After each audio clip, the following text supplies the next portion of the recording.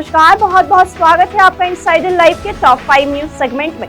मैं हूं आपके साथ में नेहा राजपूत। पश्चिमी सिंहभूम जिले के अति नक्सल प्रभावित क्षेत्र टोंटो थाना क्षेत्र के रेगड़ाहातू गांव में गुरुवार की शाम आईईडी बम के चपेट में आने से एक 14 वर्षीय किशोर की घटनास्थल पर ही मौत हो गई। सुदूरवर्ती नक्सल प्रभावित क्षेत्र होने के कारण घटना की सूचना पुलिस को शुक्रवार सुबह मिली।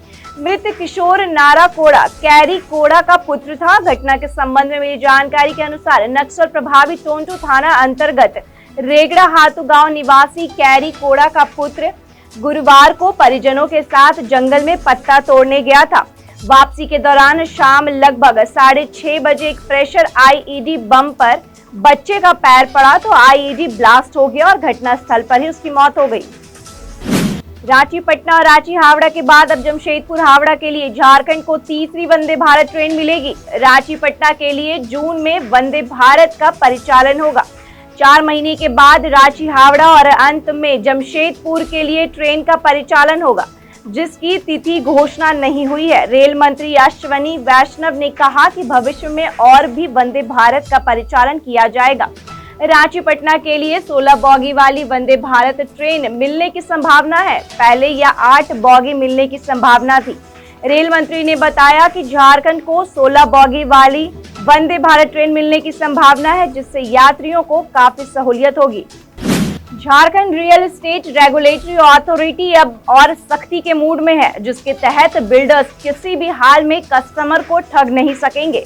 अब रेरा ने किसी भी प्रोजेक्ट या फ्लैट की बिक्री के लिए प्रचार करने के लिए भी रजिस्ट्रेशन नंबर अनिवार्य कर दिया है, जिसके तहत कहीं भी प्रचार के लिए लगाए गए पोस्टर में बिल्डर्स को रजिस्ट्रेशन नंबर दिखाना होगा। वहीं बिना रजिस्ट्रेशन के बिल्डर्स किसी को प्लॉट खरीदने के लिए भी ऑफर नहीं दे सकते हैं।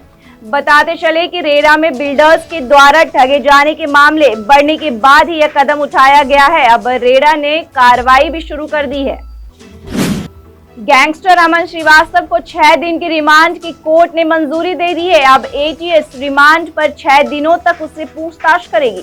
इसके लिए एटीएस ने कोर्ट में आवेदन दिया था। रांची एटीएस के स्पेशल कोर्ट में एटीएस ने रिमांड पिटीशन दाखिल कर अमन श्रीवास्तव की 15 दिनों की रिमांड में देने की परमिशन मांगी थी, लेकिन कोर्ट ने एटीएस को 6 दिनों की ही रिमांड की मंजूरी दी है। गैंगस्टर के वकील ने कोर्ट में बहस की और 15 दिनों की रिमांड का पुरजोर विरोध किया।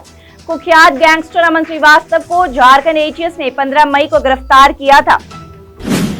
झारखंड हाई कोर्ट ने भवनों का नक्शा पास करने पर लगी रोक हटा दी है। अब 30 दिनों में नक्शा पास होगा।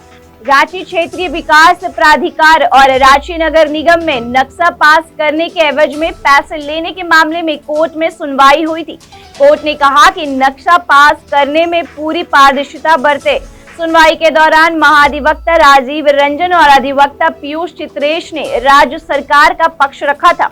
उन्होंने कहा कि नक्शा पास करने के लिए 8 प्रक्रिया अपनाई जाती थी। इसमें संशोधन कर 5 प्रक्रिया तय की गई है। हर प्रक्रिया पूरी करने की समय सीमा तय है।